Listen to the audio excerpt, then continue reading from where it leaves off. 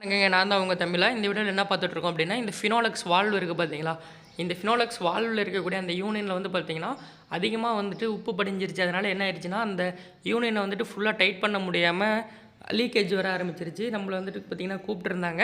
நம்மளும் என்ன பண்ணோம் அப்படின்னா, அந்த வால்வ வந்துட்டு எடுத்துட்டு வந்து, அந்த வால்வ வந்துட்டு பார்த்தீங்கன்னா, ஃபுல்லா ஆசிட்ல நனைச்சு எடுத்தோம். நம்ம அந்த ஆசிட்ல நனைச்சு எடுக்கும்போது என்னாகும் அப்படின்னா, எந்த ஒரு ப்ராப்ளமுமே ஆகாது. அந்த வால்வுல இருக்க டோட்டல் டஸ்ட் எல்லாமே வந்து பார்த்தீங்க அப்படின்னா, கிளியர் ஆயிரும். நீங்களும் வந்து பார்த்தீங்க அப்படின்னா, உங்க தோட்டத்தில வந்து வால்வு இன்ஸ்டால் பண்ணியிருப்பீங்க பார்த்தீங்களா, யூனியன் வால்வு. அதில இருக்கக்கூடிய அந்த யூனியன்ல வந்து பார்த்தீங்க அப்படின்னா, லீக்கேஜ் ஆயிட்டு இருக்கும். அந்த மாரி இருந்ததுன்னா, நீங்க அந்த வால்வோட யூனியன ஃபுல்லா ரிமூவ் பண்ணிட்டு, அது மேல நீங்க வந்துட்டு ஆசிட் ஊத்தி விடுங்க.